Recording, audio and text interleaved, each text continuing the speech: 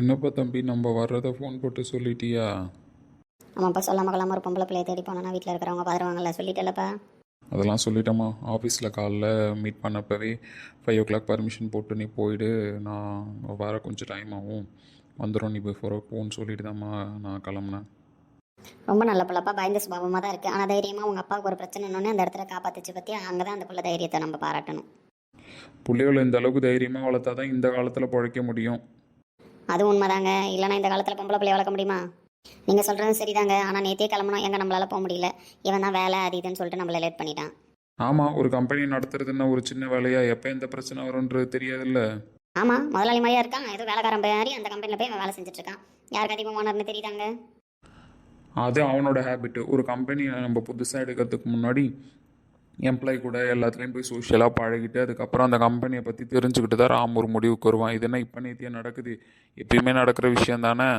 அப்படி இல்லைங்க. போன வாரம் ஒரு நாள் அவனுக்கு லஞ்ச் எடுத்துகிட்டு போயிருந்தேன். அங்கே இருக்கிறவங்க எல்லாம் நான் எனக்கு மரியாதையே கொடுக்கல. ஏன்னா சாதாரணமாக ராம்னு ஒரு எம்ப்ளாயி அவங்களோட அம்மா வராங்கன்னு தான் எல்லாரும் நினச்சிக்கிட்டாங்க. ஓனரோட அம்மா வரேன்னு நினச்சிருந்தா எல்லாரும் எவ்வளோ மரியாதை கொடுத்துருப்பாங்க எனக்கு. ஓ, அப்போ இப்போ உன் புள்ள அங்கே கஷ்டப்படுறது உனக்கு தோணலை, உனக்கு ஓனர் அம்மான்ற பதவி கிடைக்கலன்றது இப்போ உன் பிரச்சனை. ஏன்ப்பா நீங்கள் வேறு அம்மாவை இது பண்ணுறீங்க? பழைய ஆஃபீஸில் என்னோட கேபினுக்கு வரும்போதெல்லாம் அம்மாவுக்கு ஒரே மரியாதை தான். ஓனரோட அம்மா வந்திருக்காங்கன்னு சொல்லிட்டு எல்லாரும் அப்படி பேசுவாங்க. என்ன இந்த கம்பெனியில் நான் என் ஃபேமிலி இன்ட்ரடியூஸ் பண்ணல, அதனால தெரியல யாருக்கும். அப்படி சொல்லிட்ட தம்பி, உங்கள் அப்பாவுக்கு இந்த மாதிரி அனுபவம்லாம் எங்கே இருக்குது? அவர் கம்பெனி பக்கம் வர்றதே கிடையாது. அந்த அளவு உங்ககிட்ட பொறுப்பாக படைச்சிட்டு அவர் மட்டும் ஜாலியாக வீட்டில் ரெஸ்ட் எடுத்துட்டு இருக்காரு. ஒத்தையா என் பிள்ளை எல்லாத்தையும் பார்த்துட்டு கிடக்குறான். கஷ்டப்பட்டு தாண்டி அவன் கம்பெனியெல்லாம் வளர்த்துருக்கான், நான் தப்பு சொல்லலை. ஆனால் நம்மளும் போய் அதில் ரொம்ப இன்வால்வ் பண்ணிக்க கூடாதுன்னு தான் நான் போகல. வயசான காலத்தில் நான் போய் அதெல்லாம் பார்த்து என்ன பண்ண போகிறேன்? அதெல்லாம் என் பிள்ளை திறமையானவன் தான், அதெல்லாம் பார்த்துப்பான். எங்கள் அம்மாவுக்கு இருந்தாலும் என் மேலே ஓவர் கான்ஃபிடென்ட் தான். அம்மா எல்லா கம்பெனி போலலாம் இல்லை, இதில் கொஞ்சம் பிரச்சனை இருக்குது, அந்த பிரச்சனையெல்லாம் நம்ம கடந்து வந்ததை இந்த கம்பெனி முழுசாக உங்கள் பையனோட தான் மாற்ற முடியும். ஏன்டா ராம், இதில் ஏதாவது சட்ட சிக்கல் எதனா இருக்கா? இல்லை யார் மூலியமாவது பிரச்சனை இருக்கா? தானே தம்பி, இது வரைக்கும் எதுவும் நீ சொன்னது கிடையாது இந்த கம்பெனியை பற்றி, என்ன திடீர்னு சொல்கிற? அப்படி கிடையாதுப்பா. இந்த கம்பெனியும் ஓரளவு ஒரு மார்க்கெட்டில் இருக்கிற கம்பெனி தான். இருந்தாலும் ஒரு சில மாடிஃபைலாம் இதில் பண்ண வேண்டியது இருக்குது. அதை பற்றி தான் திங்க் பண்ணிகிட்ருக்கேன். அதனால தான் என்னால் முழுசாக எம்டின்ற ஒரு இதுக்கு போக முடியல. உள்ளார நிறைய பிரச்சனை இஷ்யூஸ்லாம் போயிட்டு கிடக்கு. அதெல்லாம் நம்ம சரி பண்ணால் தான் நம்ம வந்து பொறுப்பு எடுத்துக்க முடியும். எப்படி நெக்ஸ்ட் வீக்ஸ் அனௌன்ஸ்மெண்ட் பண்ணிவிடுவேன்ப்பா. சரி சரிடா தம்பி, கூடிய சீக்கிரம் பண்ண வேண்டிய வேலையெல்லாம் பாரு. ஏன்டா அப்பப்போ உன்னோட வேலை சுமையை குறைக்கிறதுக்கு தான் உன் மாமா பையன் வந்துட்டு போயிட்டு கிடக்குறானே கம்பெனிக்கு, ஏன் அவன் என்னாச்சு? இல்லைப்பா, அவனுக்கு கொஞ்சம் அந்த 6 month முன்னாடி அவனுக்கு ஒரு ப்ராப்ளம் வந்துச்சுல்ல, அதுலேருந்து ரொம்ப அவன் கம்பெனி பக்கம் வர்றது கிடையாது. அதுவும் இந்த நியூ ப்ராஜெக்ட் ஆரம்பிச்சதுலேருந்து எனக்கு வந்து அவன் எதுவும் சொல்கிறது கிடையாது, ஐடியாஸ்லாம். என் அண்ணமாவே இருந்தாலும் பாவம் தான். அவன் அந்த 6 மாசமாக சரியாக யாரோடையும் பேச மாட்டான், வெளி உலகத்துக்கு வர மாட்டான். அவன் ஸ்டேஷனுக்கு போகிறான், அதோட வர்றதோட சரி. ஆமாம், பிஸ்னஸ் பண்ணணும்னு நினச்சிக்கிட்டு இருந்தான். அவனை தூக்கி போலீஸ் வேலையில் உட்கார வச்சுருக்கீங்க. பின்ன அவன் எப்படி இருப்பான்? அப்படி இல்லைங்க, போலீஸ்னு சொன்னால் ஒரு மரியாதை தானே.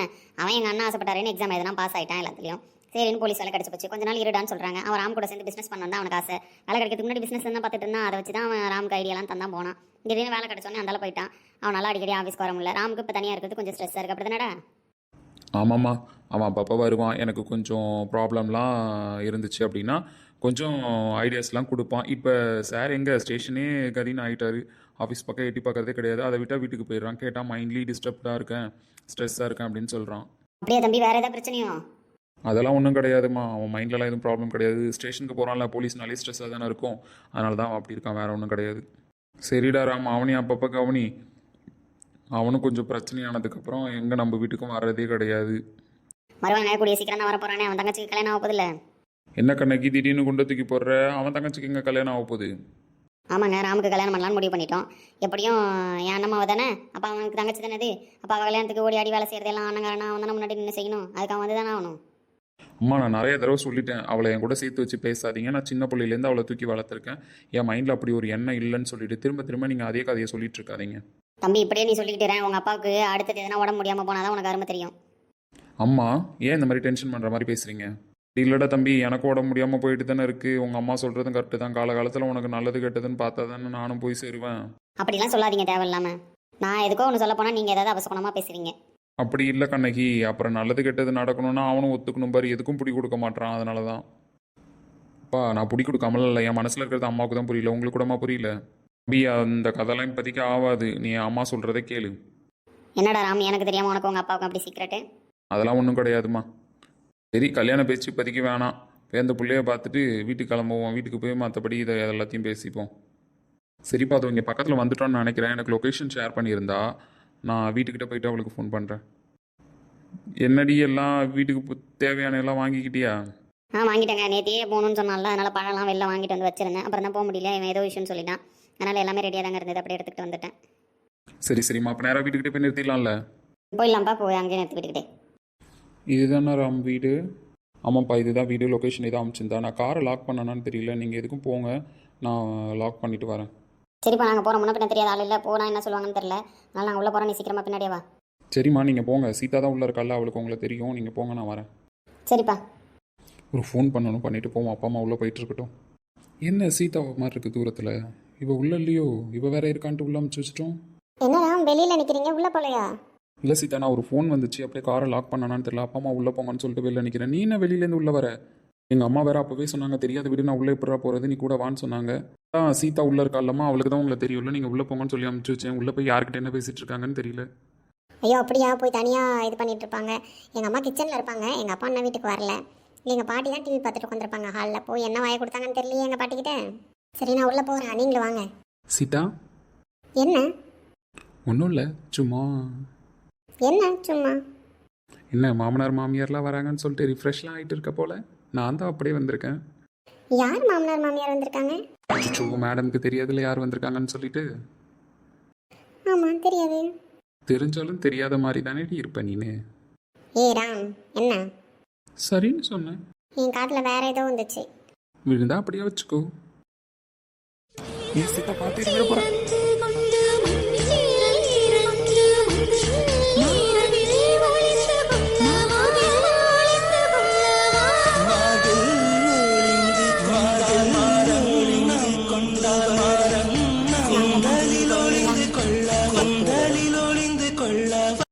வெளியே போன இந்த சீதா குட்டியை ஆளக்கணும்னு பார்த்தா யாரோ வராங்களே, யாருன்னு தெரியல கண்ணுக்கு. என்னங்க, ஒரு பாட்டி உக்காந்துருக்காங்க, அவங்கள்ட்ட போய் நம்ம யாரு என்னன்னு எப்படி சொல்றதுன்னு எனக்கு தெரியலையே. சொல்லு கண்ணகி, சொல்லிதானே ஆகணும். இந்த ராம் வேற காரை நிறுத்திட்டு வரேன்னு சொன்னான், இன்னும் ஆளை காணோம். என்னம்மா, யாரு? என் கண்ணுக்கு ஒன்றும் பிடிப்படலையே, யாரும்மா நீங்க? பாட்டி, நாங்கள் இந்த வீட்டில் சீதான்னு ஒரு பொண்ணை பார்க்க வந்தோம். இருக்காளா? பொண்ணு பார்க்க வந்தீங்களா? என்கிட்ட ஒரு வார்த்தை கூட என் மாவன் சொல்லலை. பொண்ணு பார்க்க வந்திருக்கேன்னு சொல்கிறீங்க என்கிட்ட வந்து. இந்த வீட்டில் எனக்குன்னு இருந்த மானம் மரியாதை எல்லாம் போச்சு. என்கிட்ட சொல்லாமல் மாப்பிள்ளை வீட்டுக்காரங்களை வர வைக்கிற ரேஞ்சுக்கு ஆகிட்டா. எல்லாம் இவன் பொண்டாட்டி சொல்லி கொடுத்ததா தான் இருக்கும். இல்லைன்னா இந்த அம்மாவை கேட்காம ஏதாவது முடிவெடுப்பானே இவன். ஐயோ, இந்த பாட்டி நம்ம சீதாவை பொண்ணு பார்க்க வந்தா நினச்சிக்கிச்சு போல் இருக்கு. அங்கே இப்போ என்ன சொல்லி சமாளிக்கிறதுன்னு தெரியலையே. எப்படி இந்த பாட்டிக்கு நம்ம புரிய வைக்கிறது? தான் கண்ணகி, எனக்கும் ஒன்றும் புரியல. இந்த பாட்டி நம்மளை அடிச்சு துரத்திரும் போல் இருக்கு. சொல்லுங்கம்மா, யார் உங்களை பொண்ணு பார்க்க வர சொன்னா? என் மருமக தானே வர சொன்னா. ஏன்னா என் மாவன் என் பேச்சை மீறி ஒன்றும் செய்ய மாட்டான். சொல்லுங்கள், யார் உங்களை பொண்ணு பார்க்க வர சொன்னது? ஏதாவது சொல்லு கண்ணகி, விட்டா அந்த பாட்டி பேசிக்கிட்டே போகுது. அம்மா, இதுக்கெல்லாம் மட்டும் என்ன கோத்து விட்ருங்க. ஏதாவது பிரச்சனை வந்தால் என்னை முன்னாடி நிற்க வச்சுட்டு நீங்கள் பின்னாடி நின்றுவீங்களே. ஐயோ பாட்டிம்மா, நாங்கள் உங்கள் பேத்தியை பொண்ணுலாம் பார்க்க வரல. அதான் தெளிவாக சொல்கிறீங்களே, பொண்ணு தான் பார்க்க வந்தேன்னு சொல்லிட்டு. எனக்கு என்ன காதும் கேட்கலன்னு நினச்சிக்கிட்டு இருக்கீங்களா? எல்லாம் இந்த திமிர் கொண்டவளை பற்றி சொல்லணும். என்ன ஒரு வார்த்தை கேட்காம முடிவெடுத்து விட்டா. இன்றைக்கி அந்த பையன் வரட்டும், அவனை நான் வச்சுக்கிறேன். நான் என்னன்னு சொல்லுவேன், என் புருஷங்கார அருமை பெருமையாக என்ன நிறுத்தி, சிலையாட்டம் முன்னாடி நிறுத்தி, குடும்பத்தோட முடிவையெல்லாம் என்ன கேட்டு இருந்தாரே, கடைசியில் இப்படி வீட்டுக்கு வந்தவன் என்ன அசிங்கப்படுத்தி நிற்க வச்சு விட்டாலே. ஐயோ, பாட்டா பாடுதே. யார்கிட்ட இவங்க இப்போ பாட்டா பாடிக்கிட்டு இருக்காங்க? ஒரே அழுவுற சத்தம் புலம்புற சத்தமாலாம் கேட்குது. யார் வீட்டுக்கு வந்திருக்கான்னு தெரியலையே. சீதா பிள்ளை அங்கே தானே இருந்தா, எங்கே போனா? ஆமாம், நம்ம தான் கடைக்கு அனுப்பி விட்டோம், மறந்துட்டோம். சரி, போய் பார்த்துட்டு வருவோம் யார் வந்திருக்கான்னு. ஐயோ பாட்டி, நாங்கள் சொல்கிறத முழுசாக கேளுங்க, அப்போ தான் உங்களுக்கு விவரம் புரியும். எனக்கு இதுக்கு மேலே என்ன விவரம் தெரியணும்? என் பையன் என்ன இப்படி நடுநசியில் நிறுத்தி விட்டானே. ஐயோ, நம்ம பாட்டி தான் கச்சேரி வச்சிருச்சு. என்னாச்சுன்னு தெரியலையே. பாட்டி, இப்போ என்ன ஆச்சு? நீ அவங்க கிட்ட கத்திக்கிட்டு இருக்க? வாங்க ஆண்டி, வாங்க அங்கிள். எங்கள் பாட்டி கொஞ்சம் தெரியாமல் பேசிட்டாங்க, நீங்கள் எது தப்பாக நினச்சிக்காதீங்க. ஏதாவது இஷ்யூ ஆகிடுச்சா? அதெல்லாம் எதுவும் இல்லைம்மா. அவங்க சீதான்னு ஒரு பொண்ணு இருக்கா, அவங்கள பார்க்க வந்திருக்கோன்னு கேட்டோம். அவங்க நாங்கள் உன்னை பொண்ணு தான் பார்க்க வந்திருக்கோன்னு நினச்சிக்கிட்டாங்க. ஏன்டி, உங்கள் அப்பா தான் எனக்கு தெரியாமல் உன்னை பொண்ணு பார்க்க வர சொன்னானா? இந்த விஷயம் உனக்கும் தெரியுமாடி? அவங்கள ஆண்டி அங்கிளுங்கிற அப்படின்னா என்னடி? ஐயோ பாட்டி, ஏன் புரியாமல் பேசுகிற? அவங்க ஜஸ்ட் என்னை பார்த்து நன்றி சொல்லிட்டு போகலான்னு வந்திருக்காங்க. எதுக்கடி நன்றி சொல்கிறாங்க கல்யாணத்துக்கு முன்னாடியே? பாட்டி, ஃபஸ்ட் நிறுத்தி. என்னை பொண்ணும் பார்க்க வரல, எனக்கு கல்யாணமும் கிடையாது. அவங்களுக்கு நான் ஒரு உதவி பண்ணேன், அதுக்காக எனக்கு நன்றி சொல்ல வந்திருக்காங்க. புரியுதா? அப்படி என்ன பண்ண நீனு? பெருசாக நன்றி சொல்ல வந்துட்டாங்க. நான் சொல்கிறேம்மா, அதை என் புருஷனுக்கு நெஞ்சு வலி வந்துருச்சு திடீர்னு. உங்கள் பேத்தி பஸ் ஏறுவாள்ல, அந்த பஸ் ஸ்டாப்பில் தான் என் புருஷன் நின்றுட்டு இருந்திருக்காரு. அப்போ திடீர்னு நெஞ்சு வலி நெஞ்சை பிடிச்சிட்டு உட்காந்துருக்காரு. அப்போ யாரும் அவருக்கு உதவி பண்ணலை. உங்கள் பேத்தி தான் அந்த வழியாக போயிட்டு இருந்தப்ப ஐயோ ஒருத்தர் நெஞ்சு வலியால் துடிக்கிறாருன்னு சொல்லி ஹாஸ்பிட்டலில் சேர்த்தா. ஐயோ பரவ என்னாச்சு? ஏதோ பின்னாடி நிற்கிறானே அந்த பையன் விட்டுக்கிறேன். ஆமாம் பாட்டிமா, டாக்டர்கிட்ட போய் அட்மிட் பண்ணியிருக்கா. அதுக்கப்புறம் தான் அங்கேருந்து எங்களுக்குலாம் ஃபோன் வந்துச்சு, இந்த மாதிரி ஒருத்தர் நெஞ்சு வலியில் சேர்த்துருக்காங்க அப்படின்னு. நாங்கள் பதறி அடித்து ஆஸ்பத்திரிக்கு போனோம். இப்போ பரவாயில்லையா தம்பி? பரவாயில்ல பாட்டிமா, இப்போ வச்சு கேட்டிங்களே. அதான் இவ்வளோ பெரிய உதவி பண்ணிருக்கால அந்த ஆஸ்பத்திரிக்கு போனப்போ இது வந்து ரொம்ப சிவியரான பிரச்சனை. இவரை நேரத்துக்கு கரெக்டாக ஆஸ்பத்திரியில் கொண்டு வந்து சேர்க்கல அப்படின்னா இவர் உயிருக்கே பாதிப்பாயிருக்குன்னு சொன்னாங்க. அப்படிப்பட்ட பொண்ணு என் தாலி பாக்கியத்தை காப்பாற்றிருக்கா. அவளை பார்த்து நேரில் நன்றி சொல்லிட்டு போனோமேன்னு சொல்லிட்டு வந்தோம், வேற ஒன்றும் கிடையாது. அதனால தான் சீதான்ற பொண்ணு இருக்கான்னு கேட்டோம், நீங்கள் தப்பாக புரிஞ்சுக்கிட்டீங்க. ஓ அப்படியா சங்கதி? அது எனக்கு தெரியல பார்த்துக்குங்க. திடீர்னு நீங்கள் சீதான்ற பொண்ணு இருக்கானோடனே ஜோடியாக வந்திருக்கீங்கன்னொடனே என் பேத்தியை பொண்ணு தான் பார்க்க வரீங்கன்னு நினச்சிக்கிட்டோம். என் பேத்திக்கு இப்போ மாப்பிள்ளை தேடிட்டு இருக்கோம். அதனால தான் எனக்கு ஒரே குழப்பமாக போயிடுச்சு. சரி பாட்டிமா, நாங்கள் ஒன்றும் தப்பாக எடுத்துக்கல. நல்லா இருக்கியாம்மா சீதா? நல்லா இருக்கேன் ஆண்டி. நீங்கள் எப்படி இருக்கீங்க அங்கிள்? உங்களுக்கு உடம்பு பரவாயில்லையா? பரவாயில்லம்மா சீதா, நீ உன்ன மாதிரி ஒரு பொண்ணு இருக்கிற வரைக்கும் எனக்கு என்ன ஆக போகுது சொல்லு. அப்படிலாம் சொல்லாதீங்க அங்கிள். உங்கள் ஹெல்த்தில் உங்களுக்கும் கொஞ்சம் கான்சன்ட்ரேஷன் இருக்கணும்ல. நல்லா சொல்லுமா அவர்கிட்ட. பார்த்துப்பாங்க ஆண்டி. அங்கிள் இனிமேல் நீங்கள் ஒன்றும் பயப்படாதீங்க. உட்காருங்க, நின்று பேசிகிட்டு இருக்கீங்க. வந்தவங்கள உட்கார வைக்காமல் நின்றுட்டு நான் வேறு பேசிகிட்டு இருக்கேன். அம்மா அதுக்குள்ளே தான் உங்கள் பாட்டி எங்களை வீட்டை விட்டு தூரத்தை பார்த்துட்டாங்களே. அதெல்லாம் ஒன்றும் இல்லை தம்பி, விவரம் இல்லாமல் பண்ணிவிட்டேன். உட்காருங்க. என் பேத்தியை நல்லா தைரியமாகவும் திறமையாகவும் வளர்த்துருக்கோம், பார்த்துக்கிடுங்க. அதனால தான் அடுத்தவங்களுக்கு உதவி செய்யணுன்ற மனப்பான்மை அவளுக்கு இருக்குது. அப்படியே அதில் என்ன மாதிரி அவள் இந்த கேள்வி என்ன திடீர்னு கோல் அடிக்குது? என்ன பாட்டிமா, நல்லா இருக்கீங்களா? நல்லா இருக்க ராசா. இப்போ தான் ஒரு குழப்பம் முடிஞ்சது. நீ யாருப்பா? ஐயோ பாட்டி, இந்த பையன் எங்கள் பையன்தான். எங்கள் கூட தான் வந்தான். வெளியில் காரை நிப்பாட்டிட்டு வர்றதுக்கு டைம் ஆகிடுச்சு, அதான் தனியாக வரான். ஓ அப்படியா? நல்லா இருக்கேன்ப்பா, நல்லா இருக்கேன். நீ எப்படி இருக்க? எனக்கு என்ன பாட்டி, நான் நல்லாவே இருக்கேன். அம்மா எங்கே போனாங்க? கிச்சனில் தானே இருந்தாங்க. அத்தை எதுக்கு இப்போ கத்திக்கிட்டே இருந்தீங்க? என்ன ராமோட அப்பா அம்மா 2 பேரும் திடீர்னு ஷாக்காக ஏந்து நிற்கிறாங்க? என்னாச்சு? அப்பா அம்மாவும் ஏந்து நிற்கிறாங்க, அதுவும் ஷாக் போஸ்டில் வேற நிற்கிறாங்க. என்னாச்சுன்னு தெரியலையே. அம்மாடி அம்மாடி. யாரு நம்மளை கூப்பிட்ற? அண்ணா. அம்மாடி அம்மாடி, அஞ்சல நீயா? என் தங்கச்சியா இது? இவ்வளோ நாள் நான் தேடினேன், என் தங்கச்சியா இது? ஆமாண்ணா, உன் தங்கச்சி தான். அதே அஞ்சலை தான். யார் இது? ஆமாம் அத்தை. அப்பா இவ்வளோ நாள் இவங்கள தானே தேடிட்டு இருந்தாங்க. என்னது அண்ணனா? அப்போ அம்மாவோட அண்ணனா இவரு? என்ன அண்ணங்கன்னாங்களா? இவங்களுக்கு முன்னாடியே தெரியுமா? அண்ணா அண்ணா என்ன பண்ணிச்சிருண்ணா? ஐயோ இவ விடா இது. இந்த அண்ணங்கிட்ட சொல்லாமல் இவ்வளோ நாள் எங்கம்மா போனேன்? உனக்கு இவரை தான் பிடிச்சிருக்குன்னு என்கிட்ட சொல்லியிருந்தா ஒரு வாரத்தை நான் கல்யாணம் பண்ணி வச்சிருப்பேன்ல. அவ்வளோ குடும்பக்காரன் நினச்சிட்டியா உன் அண்ணனை? அப்படிலாம் இல்லைண்ணா. என்னை எவ்வளோ பாசத்தை காட்டி வளர்த்தேன்னு எனக்கு நல்லாவே தெரியும். அப்படிப்பட்ட உங்ககிட்ட வந்து என் மனசுக்கு ஒருத்தரை பிடிச்சிருக்குன்னு சொல்கிற தைரியம் எனக்கு இல்லைண்ணா. அதுக்கு நீ இந்த அண்ணனை இத்தனை வருஷமாக தவிக்க விடணுமாம்மா? என்ன மன்னிச்சிருண்ணா. அதுக்கப்புறம் நீ இருந்த ஊரில் யாராவது தகவல் சொல்லுவாங்களான்னு நினச்சேன். ஆனால் எனக்கு அவங்களெல்லாம் பார்த்து பேச பயமாக இருந்தது. நான் உன்னை தேடி வந்தா நீ என்னை ஏற்றுப்பியோ ஏற்றுக்க மாட்டியோன்ற பயத்தால் தான் நான் உன்னை தேடி வரல. அதுக்கப்புறம் நான் 1 வருஷமோ 2 வருஷமோ கோவமாக இருந்தேன். அதுக்கப்புறம் உன்னை தேடாத நாள் இல்லை, தேடாத இடம் இல்லை. எனக்கு தெரியும்ண்ணா நீ என்ன தேடுவேன். என்னைக்காவது ஒரு நாள் என்ன தேடி வருவேன்னு. இந்த பஸ் ஸ்டாப் வழியாக நான் போகிறப்ப தான் என் பையன் உன்னை பார்த்தேன்னு சொன்னான். இந்த மாதிரி ஒருத்தவங்களை பார்த்தேன். நான் அப்போவே நினச்சேன் என் தங்கச்சியாக தான் இருப்பேன்ட்டு. அந்த நம்பிக்கையில் தான் நான் இந்த பஸ் ஸ்டாப்பில் 4-5 வாட்டி அலைஞ்சிட்டு கிடந்தேன். அப்போ தான் எனக்கு நெஞ்சு வலி வந்து இருந்தப்போ ஓமாவை என்னை காப்பாற்றினா. ஓமாவை தானே இவ?